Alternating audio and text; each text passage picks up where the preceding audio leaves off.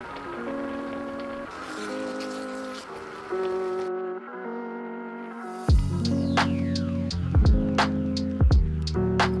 salut!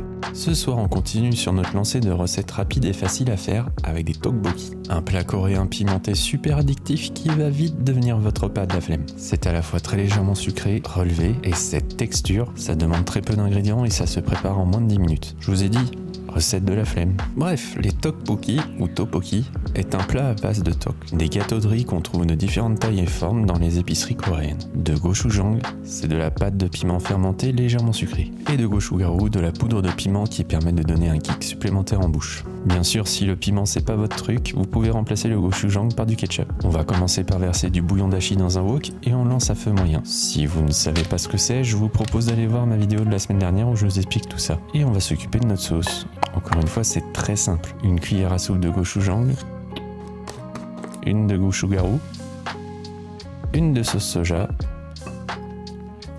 et un peu de sucre. On mélange tout ça. Et surtout, ne faites pas ça chez vous. Bravo Julien, bravo. Hop, direction le wok, on mélange pour que la pâte se dissout dans le bouillon, et quand ça commence à faire des bulles, on envoie nos tteok. Manque plus qu'à couper grossièrement nos cébettes pour qu'elles aillent rejoindre le plat, et à partir de là, les choses vont se gérer toutes seules. Il suffit juste de remuer de temps en temps pour éviter que les tteok collent au fond du wok.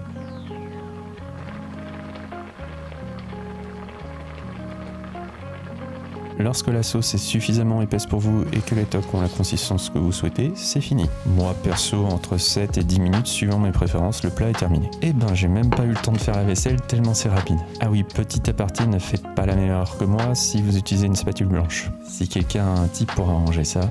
Pour info, les tteokbokki se mangent aussi avec des gâteaux de poisson et des œufs durs si vous trouvez que ça fait un peu léger dans l'assiette. Moi perso, j'ajoute juste quelques graines de sésame pour aller au plus vite et parce que la flemme. D'ailleurs, je suis tellement crevé que j'ai oublié de sortir mes baguettes pour manger ça.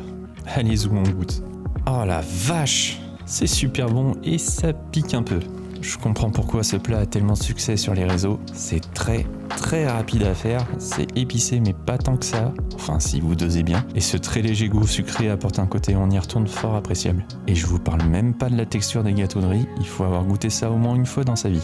Bon, pendant que je vais chercher une excuse à ma femme pour lui expliquer pourquoi on a une spatule bicolore, je vais vous souhaiter une bonne soirée et bonne app! Merci d'avoir regardé cette vidéo. Si cette première recette coréenne sur la chaîne vous a plu, n'hésitez pas à liker et commenter. C'est toujours un plaisir de vous lire et d'échanger avec vous. Comme je le disais dans la vidéo précédente, un abonnement en plus fait toujours chaud au cœur. 89% des spectateurs ne sont pas abonnés à ma chaîne, donc n'hésitez pas à inverser la tendance et faire péter les scores. C'est le meilleur des soutiens pour ma petite chaîne. Enfin, si le cœur vous en dit, vous pouvez soutenir financièrement mon travail grâce à ma page Ko-fi. Le lien est en description et merci aux personnes qui ont déjà participé. Et si vous souhaitez que je fasse d'autres recettes coréennes prochainement, n'hésitez pas à me le dire pour que je commence à plancher dessus. Régalez-vous bien et à bientôt!